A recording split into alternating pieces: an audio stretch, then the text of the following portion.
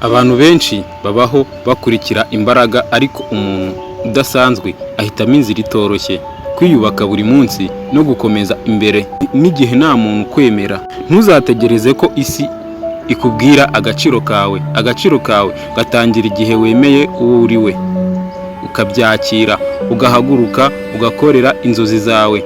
Nubwo nta mashyi, ukaba uhagaze hagati y'umwijima. Umuntu udasanzwe ntabwo aba yaravutse afite amahirwe menshi. Akenshi aba yaraciye mu bikomeye byinshi kurusha abandi, ariko agahitamo kudacika intege. Iyo ubuzima bugusunitse hasi, abantu basanzwe barinuba cyangwa se bagacika intege, ariko umuntu udasanzwe aratekereza ati, iri ni isomo rigiye kunyubaka. Ubu nibwo ngiye kubona imbaraga zituma ngera ku cyo nshaka. Ntuzapfushe igihe cyawe ushaka gushimisha buri wese. Intwari nyayo yubaka ejo hayo, nubwo bamwe batabyumva uyu munsi bakamunaniza.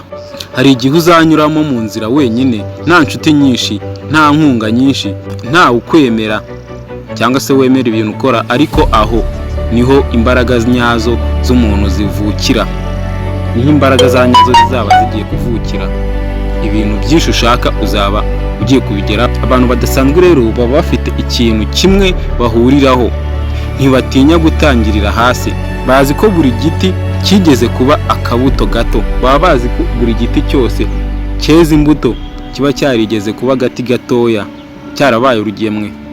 Ntukemere ko amakosa wakoze ejo ashobora kuba yasobanura ubuzima bwawe bwose. Umuntu ukomeye ntabwo aba utajya akosa, ntabwo ashobora kuba adakosa. Aba ari umuntu wiga akikosora ndetse agakomera. Isi yubaha umuntu uzi kwihangana, kubera ko kwihangana ari ururimi rw'abakomeye. Ntuzigere usuzugura intambwe ntoya utera buri munsi. Niyo mpamvu imisozi minini izamurwa n'intambwe imwe imwe. Imisozi minini iyo umuntu ayizamuka agenda atera buri rutambwe rumwe rumwe. Hari abantu bazaseka inzozi zawe kubera ko bo ubwabo batigeze batinyuka kurota. Ntukabumvire rero. Ubuzima tubamo ntabwo bureba umuntu ufite impano gusa. Ubuzima bureba umuntu ufite umutima wo gukomeza igihe abandi barekeye. Don't give up.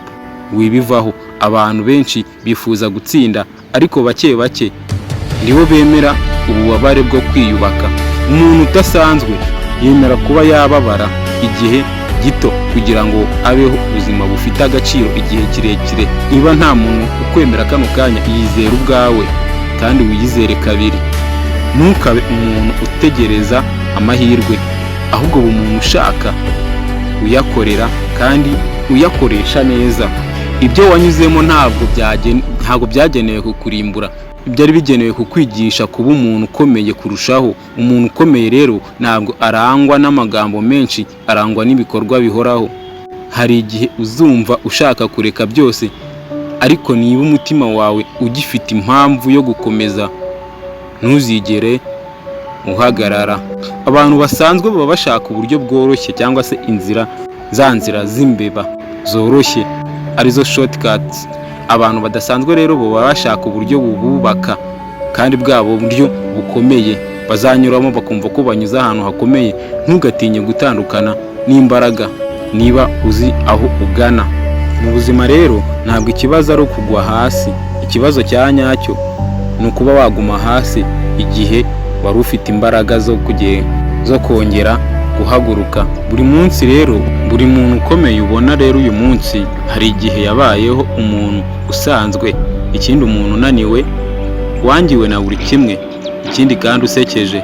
Itandukaniro rero ni uko batigeze bahagarika urugendo. Abo bantu bose ubona nyine bagize icyo bageraho, mu by'ukuri nabo bari abantu babayeho nk'abantu basanzwe, kandi babayeho nk'abantu basekeje. Ikindi, banakurenze, wenda bari munsi yawe, ariko mu by'ukuri igitangaje uyu munsi ni ukuri kubabona ku rwego ruri hejuru kandi rutangaje. Si uko ibyo byose ucamo batabinyuzemo. Igihe kizagera rero abantu batangire kukubona. Igihe kizagera rero abantu batangire kubona umucyo wawe, ariko imbere yaho ugomba kubanza kwihanganira umwijima uzacamo. Ntukabaze ubuzima impamvu bwakomeranye nawe. baza umutima wawe niba witeguye kuba umuntu ukomeye. Inzozi buriya ntabwo zikora zonyine, zisaba ibitotsi bike, imbaraga nyinshi no kwizera gukomeye cyane. Iyo umuntu amenya agaciro ke ntaba agikeneye kwemezwa n'imbaraga. Hari intambara abantu batabona urwana buri munsi, ariko gukomeza kumwenyura hagati y'iyo mibabaro nibwo butwari nyabwo. Ntuzemere ko ubwoba bugutegekera ejo hazaza. Ahantu hari ubwoba niho hari amahirwe yo gukura, cyangwa se niho hari amahirwe yo guhaha. Abantu badasanzwe rero bubaka amateka mu gihe abandi bubaka impamvu zo gutsindwa.